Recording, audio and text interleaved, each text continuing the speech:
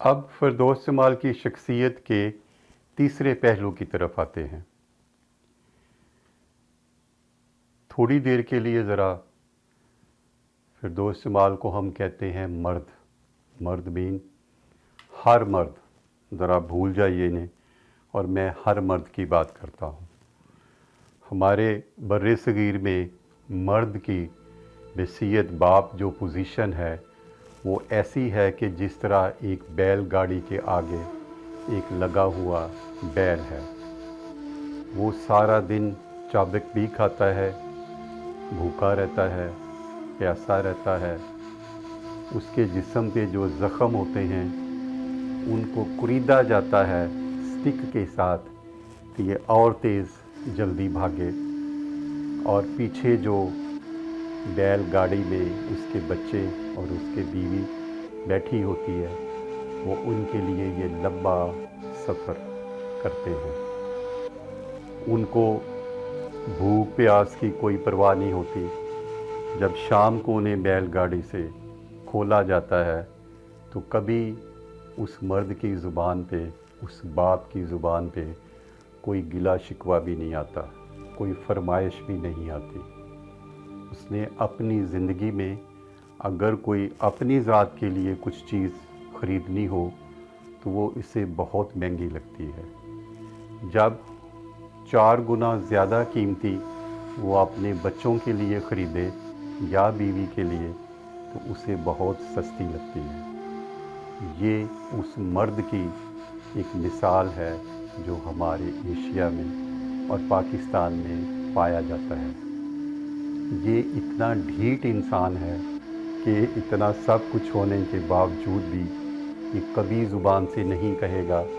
کہ میں نے تم لوگوں کے لیے یہ کیا، میں نے تم کے لیے یہ کیا، کبھی نہیں کہے گا۔ اکیلا ہوگا، 5-6 کی پرورش کرے گا۔ جو منہ سے وہ نکالیں گے گھر والے، بیوی ہو یا بچے ہوں، خوشی سے انہیں دے گا اور اپنے اندر چپ گمسم اپنی زندگی گزار جائے گا۔ اور جب بڑھاپا آتا ہے تو پھر وہ اولاد آگے سے یہی کہے کہ میں اب مزید آپ کو کیا بتاؤں، جو بھی باتیں ہیں کیا بتاؤ گے بھائی، یہی بتاؤ گے کہ میں ایک بد نصیب اولاد ہوں اور بڑے بانصیب اور غیرت مند مرد کے ہاں میں پیدا ہوا ہوں، اور آج میں اتنا بے شرم ہوں کہ اس نے جو میری زندگی کے لیے مجھے آج 20-21 سال کا گرو کرنے کے لیے اپنا خون سینچا، آج میں اس کے بارے میں کچھ بتانا ہی نہیں چاہتا، بلکہ کچھ نیگیٹو باتیں اس انداز میں کہیں گئیں کہ پتہ چلے کہ جی باپ تو بڑا شاید کوئی گناہ گار آدمی ہے۔ یہ سلسلہ صدیوں سے چلتا آ رہا ہے ہماری سوسائٹی کے اندر۔ اگر واقعی باپ نے کچھ نہیں کیا تو پھر ٹھیک ہے، ذرا دیکھو ان لوگوں کو، ان بچوں کو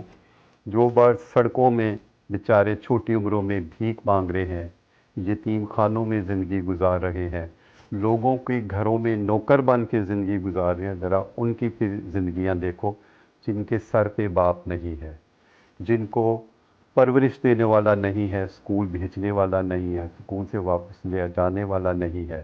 جو ان کی فرمائشیں پورے کرنے والا نہیں ہے، ان کے کپڑوں کا خیال رکھنے والا نہیں ہے، ان کے معصوم گالوں پہ پیار کرنے والا کوئی باپ نہیں ہے، پھر اسے کمپیئر کرو۔ پھر اپنے حالات سے کمپیئر نہ کرو، اپنی عقل پہ شرم کرو۔ تو یہ میں نے ہر مرد کی بات کی ہے جو اسے آخر میں انعام ملتا ہے نا، جو بارڈر میں جنگ میں کھڑا ہوتا ہے، اپنے سینے پہ گولے کھاتا ہے، اور آخر میں اسے جو